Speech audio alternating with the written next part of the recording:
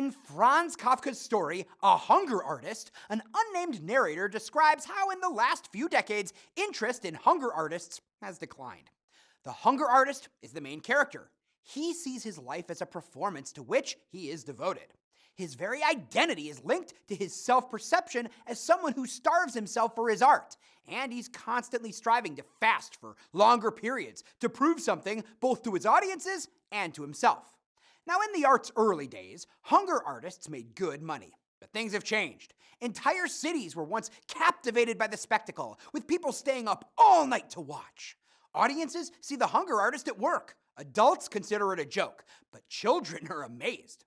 All that furnishes the hunger artist's cage is a clock and a small glass of water.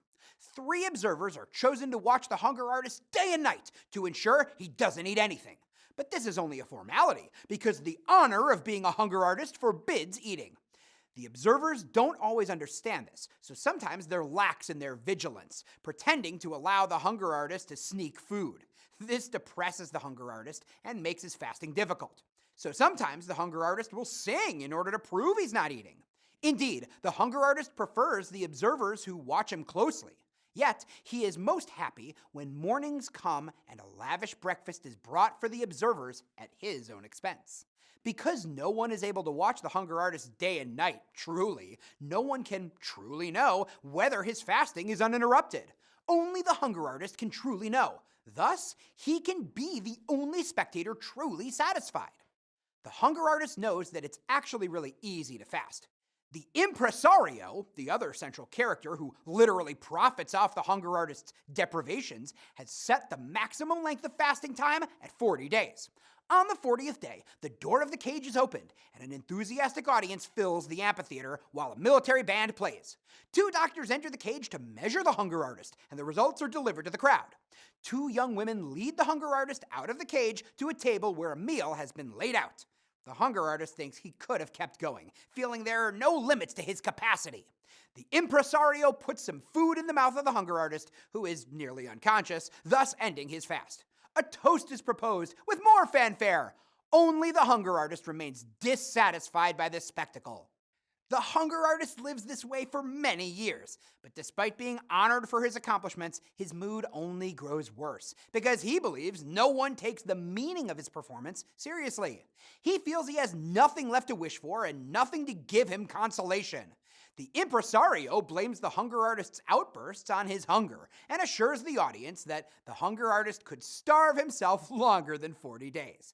Yet he also shows them a photo of the hunger artist on the 40th day, looking nearly dead.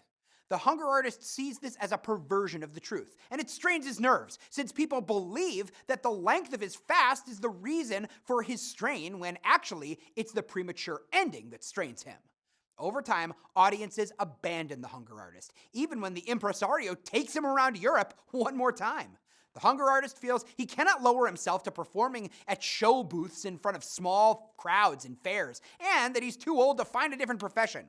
He says farewell to the exploitative impresario and joins a large circus, refusing to even look at the terms of his contract. The hunger artist sees the large circus as an opportunity to truly amaze people for the first time, with no limitations on his fasting. Yet the circus doesn't place his cage in the center of the arena as a main attraction. Instead, he's located along the way to the animal cages, which means people rarely linger to see him in their eagerness to get to see the wild beasts. Every now and then, a father will point out the hunger artist to his children, describing what he does and his history. The hunger artist fears being moved to an even more obscure location. The signs on his cage become dirty and illegible, and the board on which the days he has fasted are tallied is no longer updated. The hunger artist continues to fast, but no one realizes he's broken his record. Not even him. Finally, the hunger artist's cage catches the attention of a supervisor, who believes it's empty and unused. But a worker finally remembers the hunger artist, and they find him underneath the straw. The supervisor asks him if he's still fasting, and the hunger artist asks him to forgive him everything. The supervisor guesses the hunger artist is no longer of sound mind. The hunger artist reveals that he could not do anything else but fast because he never found a food that tasted good. Had he found such a food, he would have eaten like everyone else. These are his last words, and the hunger artist dies and is buried. The supervisor has the workers put a young panther in his cage, which draws large crowds. The two key symbols of Kafka's short story show up during the hunger artist's time in the circus: the cage and the panther. The cage symbolizes both the capitalist box of entertainment the audience has put the hunger artist in and the cage in which he has put himself into to perpetuate his own suffering. The enduring tone of a hunger artist is one of pessimism, particularly on the part of the hunger artist himself. Through this lens, Kafka comments on the modern human condition in which the hunger artist refuses to give in to capitalism. He denies himself not only food, but all possessions. Even though the cage has a clock, the hunger artist never actually looks at it. He refuses to be bound to the notion that he is on the clock, or that his work is a job that will compensate him with money or fame. The cage also symbolizes the literal division between the hunger artist and the audience, and marks the audience as spectators watching him locked in his own cage of suffering and endurance, as well as signifying the hunger artist's free will in contrast to the panther's forced confinement in it. And the panther that replaces the hunger artist symbolizes the complete opposite of everything the hunger artist represents. It's alive, thrilling, and voracious in its appetite, and its body is described as noble, in contrast to the hunger artist's emaciation. The beast does not consciously perform as an artist. It simply exists as itself, and it provides the audience with immediate gratification. For the circus, an animal like the panther is an immediate money-making draw, unlike the hunger artist's long-term endurance that must be witnessed over a period of time. It is captive and therefore illicit, while the hunger artist's captivity in the cage was by his own design. The hunger artist inflicted his own suffering upon himself, while any suffering the panther may feel is inflicted by those who keep him captive. However, the panther does not seem to be suffering at all. Ironically, it exhibits a joy in living. There are many elements of religious allegory and parable woven into a hunger artist, elements that speak to the story's main themes. The hunger artist himself demonstrates many elements of suffering and martyrdom that can be found in religious allegories. In this case, he suffers for the sake and purity of his art. The hunger artist seems to be searching for some kind of transcendence he believes fasting will bring him, but even until the moment of his death, he remains unsatisfied. Although parables often offer a clear-cut moral or lesson, Kafka chooses to leave the meaning of a hunger artist open to interpretation. But Franz Kafka does use the story to create a parable about the belief that suffering can bring about transcendence. For the hunger artist, it only brings a deepening sense of alienation and futility, a relationship that's one of the story's key themes. The hunger artist feels alienated from everyone due to the nature of his art. He keeps himself in a cage on display and therefore becomes a thing to watch rather than a person with whom to have a relationship. His alienation from his audience is largely what causes his very suffering, rather than the act of fasting itself. His art is meaningful only to himself, as he understands it while his audience cannot. They can only be spectators, not even fully witnesses, since they must take the hunger artist's and observers' words that he is not cheating. In this way, only the hunger artist himself can be the true witness and judge of his own performance. Kafka emphasizes that the hunger artist's alienation is largely by his own design, because he began fasting not for artistic purposes, but because he couldn't find anything he liked to eat. Art is not a choice for him, it's a way of life.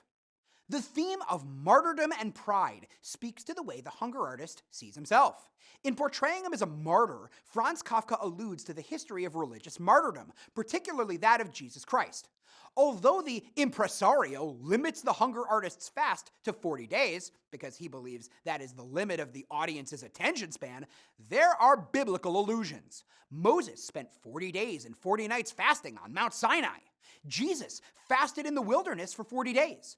This discipline of fasting has become the Christian holiday of Lent, in which practitioners practice abstention for 40 days as penance or compensation for offenses. Jesus Christ claims to be a martyr for people's sins, while the hunger artist believes people are the cause of this private suffering. The hunger artist claims that rather than him deceiving the world about his performance, he feels the world was cheating him of his reward by not acknowledging his artistic sacrifice. The hunger artist will die for his art, just as all martyrs die for their causes. Kafka offers no easy answers or morals in A Hunger Artist, which ends with the hunger artist literally dying from starvation. Consider the main theme of suffering and satisfaction. The hunger artist is trapped in a cycle of seemingly never-ending suffering, both of his own will and due to feeling misunderstood by his audience. A large part of the hunger artist's performance is the very concept of suffering, given that he's denying himself food. Yet he reveals that fasting is easy, which makes it clear his suffering comes not from the act itself, but from his audience not understanding his art. In this view, it is not the physical aspect of fasting that causes him suffering, but the misunderstanding of the audience. Kafka also addresses the notion of why watching someone suffer would have voyeuristic appeals to an audience. Though they may be impressed by his endurance, they also believe they're watching someone suffer from starvation. The audience believes they're satisfied after the hunger artist's fast is ended. Yet the hunger artist can never truly be satisfied with his performance because he doesn't believe the audience truly understands it. His fasting never brings him satisfaction because he believes he can transcend his previous attempts. In this way, hunger and dissatisfaction are linked to each other, representing the way in which the hunger artist remains hungry for food and understanding, but is dissatisfied ultimately by both. The hunger artist equates the recognition of his suffering with a sense of satisfaction.